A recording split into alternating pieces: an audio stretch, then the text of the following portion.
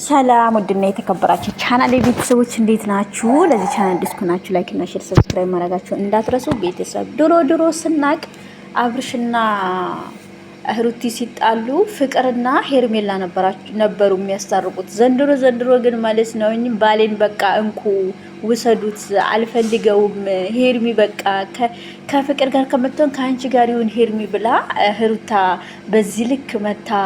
የምር ግን ማለት ነው ዳኒ በጣም ኃይለኛ የቤት ስራ ነው የሰጠባቸው። ዳኒ እኮ እየተመታ ነው፣ ዝም ብሎ አይመጣም። በነገራችን ላይ ዳኒ የሆነ ተንኮል አስቦ ሸርቦ ካልሆነ አይመጣምና ልክ ዳኒ ባላቸው መሰረት መታው ማለት ነው። አንዳችሁ ለአንዳችሁ ተው ወይ ደግሞ ንቃችሁ ተው እንዳላቸው ጭንቅላታቸው ውስጥ አሳደረችና ሩቲ መጣችና ይሄንን ነገር እንደማይቀበለው እኮ ታውቃለች፣ ግን ይሄንን ተቀበል ምናምን ነገር አለችው ማለት ነው። ደግሞ ማለት ነው ሩታ መጥፎ ሰው ለማሰኘት ምናምን ነገር በሰዎቹ ዘንድ ተወዳጅነትን እንዳታተርፍ ምን ማለት ፈለገ አብርሽ? ቀመርሽን ደግሞ ለሷ ማስተመርሻት ምንም የማታውቀው ምስኪኗን የዋሃን ይላል ማለት ነው። ሄርሚ የዋህ ከሆነች ለአንተ ጥሩ ሴት ከሆነች መልካም ሴት ከሆነች ምንም አይነት ተንኮል እንደሌለባት ካወቅ ዋይ ናት? ለምንድነው እሱ እንትን ያልካት? ለምንድነው እሱ እውነቱን እያወቅህ የተውቃት? ለምንድነው እሱ ፍቅርን በሷ ላይ ያመጣከው?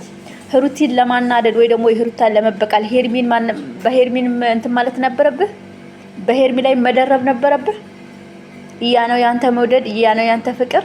ይሄ ነው ለአንተ ለሴት ልጅ ያለህ ክብር? በቃ ቤተሰቦቹም አሁን በቃ አብርሽ ትክክል፣ መጀመሪያ ሴቶቹ ትክክል አይደሉም እያሉ ነበር። አሁን ደግሞ አንተ ትክክል አይደለህም ኤፍሬምም ለብቻ እና ዳኒ ባላችሁ መሰረት እናንተ ራሱ መታችሁ ኢቭን ሄርሜላ በተለይ አብርሽን ንቀሽ መተው አለብሽ። በቃ ለሩቲ ያልሆነ ለልጁ አባት ያልሆነ ለኔ ይሆናል ብለሽ በፍጹም እንዳታስቢ። አብርሽ እናንተ ሁለታችሁንም ስለማይወዳችሁ ፈተና ውስጥ ሊከታችሁ ፈተና የሚከታችሁ ምንድነው? እናንተ በዚህ ልክ ነው እንደሚመረምረው፣ ሩቲን በዚህ ልክ ነው እንደሚያውቃት፣ አንቺን በዚህ ልክ ነው እንደሚያውቅሽ። ለምንድነው እሱ እኛን ለማናደድ ፈልጎ ነው? ዛሬም ለሱ ተመሰክራላችሁ። እኔ የምለው እናንተና ይመታት ምናምን ነገር ከዚህ ፊት የተባለው ነበርና እሱ ነው እንዲያሰራባችሁ ሳታውቁ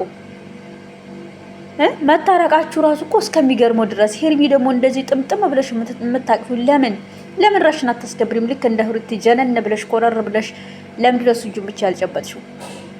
ምስኪኗን ሄርሚን ማስተማርሻት ቀመርሽን አላልክም? ተው እንጂ ለማያልቅህ ታጠን ሰውዬ፣ ለማያውቅህ ማለት ነው።